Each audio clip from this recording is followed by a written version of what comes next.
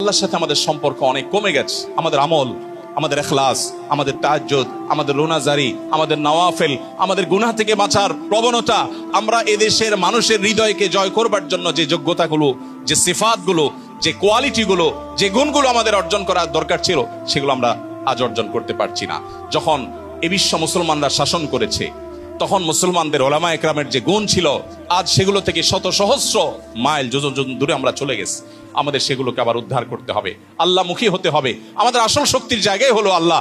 আল্লাহ যখন আমাদেরকে তৌফিক দিবেন, তখনই আমরা কাজ করতে পারবো। এই জন্য আল্লাহর সাথে সম্পর্ককে সুনিবিড় করার প্রচেষ্টা আমাদের মধ্যে অব্যাহত থাকতে হবে। আমি 8টি পয়েন্টকে আবার বলে দিচ্ছি। 1, আমাদের নিয়তগুলো বিশুদ্ধ হতে হবে। কেন আমি কাজ করব, আমার উদ্দেশ্য আসলে কি? আল্লাহ সন্তুষ্টি ছাড়া বৈষয়িক কোনো বিষয় যেন আমার মাথায় না আসে। নাম্বার 2, আমাদেরকে ইসলামের বেসিক বিষয়ের যে জ্ঞান, ইসলামের ইতিহাস, কোরআন এবং হাদিস সম্পর্কে গভীর পাণ্ডিত্য অর্জন করতে হবে। ভাষা জ্ঞান নিয়ে দাওয়াতের ফিল্ডে যদি আমরা নামি, ইসলামের লাভের চেয়ে ক্ষতি বেশি হতে পারে। নাম্বার 3, জাগতিক বিষয়ে আমাদেরকে সম্যক ধারণা নিতে হবে। আজকের পৃথিবীতে কি চলছে, মানুষ কি ভাবছে, কোন আদর্শ, কোন নীতি চলছে, সেগুলো আমাদেরকে রপ্ত করতে হবে। নাম্বার 4, আমাদেরকে জানা বিষয়ের উপর আমল করতে হবে।